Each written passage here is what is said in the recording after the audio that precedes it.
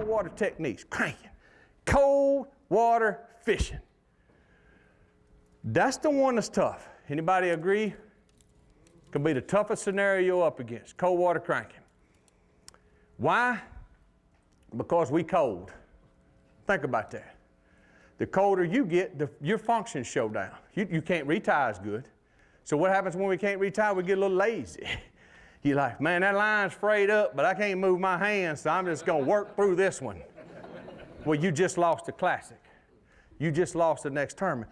Cold water cranking has been one of the hardest things I've ever had to learn, and it should have been the first thing that I ever had to learn because I framed houses for a living, and the only time I got to go fishing is when it rained. And in the wintertime, it rained a lot.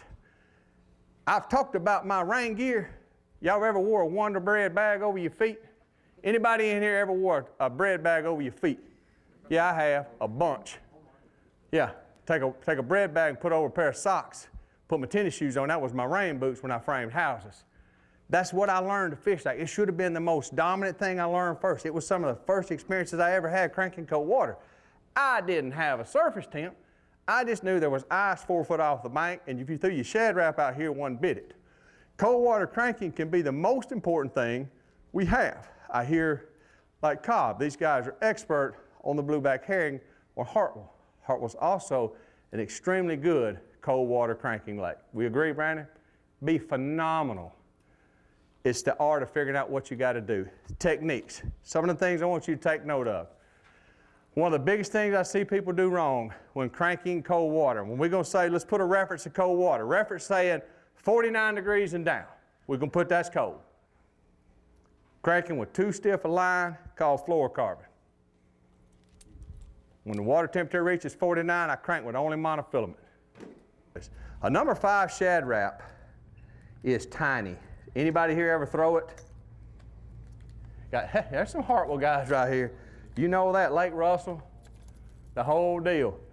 This is a number 6, a number 5 shad wrap and a number 6 shad wrap. This is an Ott Defoe all the way.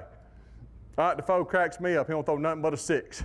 And he laughed at me. He said, "You the only idiot I know that throws an 8. I said, "I love to throw a number 8 shad wrap." He loves to throw a number 6.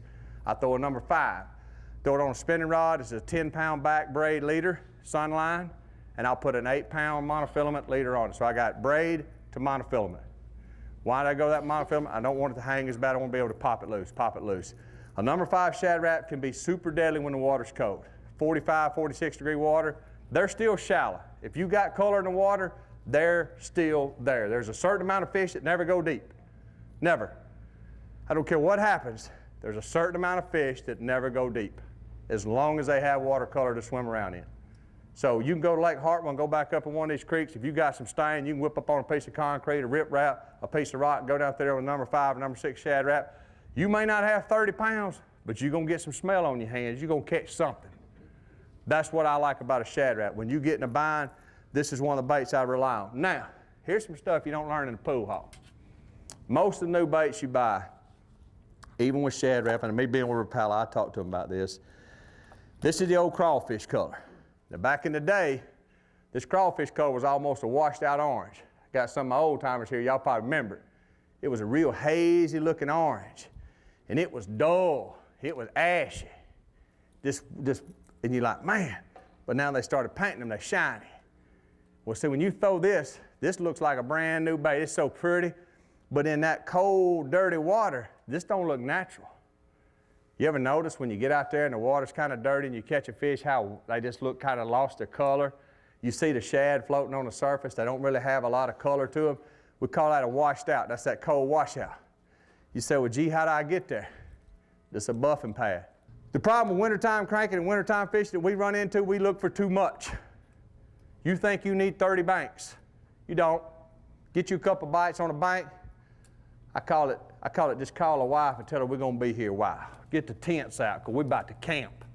I'm going to go up and down it, up and down it. You know how many big tournaments get one on the corner of a rip wrap, and what they do? They put it in and caught 2 on a crankbait. They stopped, picked the jig up, and just kept throwing it in the same place until they got 25 pounds. In the wintertime, don't try to run 50 holes.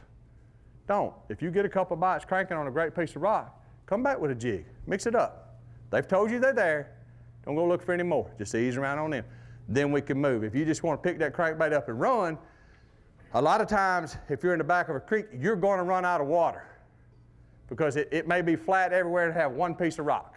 You say, well, I ran that piece of rock and I caught 2 on my crankbait, but I couldn't find nothing else to do the rest of the day. I said, did you go back with a jig? No, I ran down there to Housing and back up to Palmer. There ain't no more rocks in them creeks. I said, you think that was the only 3 that ever lived on that piece you caught in that one creek? If they want to be there, a bunch of them want to be there. So sometimes it's that mentality of cold water cranking that gets you to where you need to be. They bite in it, they bit there for a reason. They want to be there in the winter. It ain't an accident. Summertime, you can say, man, those fish just do stupid stuff. They get out. You get lucky in the summer sometime. In the winter, you pull it on a bank and catch 3. Yeah, there's something there. I guarantee you I could go with Cobb and let him get 3 bites on a bank and watch where he starts in a tournament when water temperature is 47. Because he knows there's a reason they all want to be right there. Then you work your baits, work your baits. So with a shad rap, you got different sizes. So we understand the vibration, monofilament, but I promise you, when he can't see you, he's easier to catch. Another question on that while hitting this water? Boy, y'all are good today. Have you learned anything? What's the most valuable thing you learned? A lot of stuff. I like the way you think. Dude wipes are your best friend.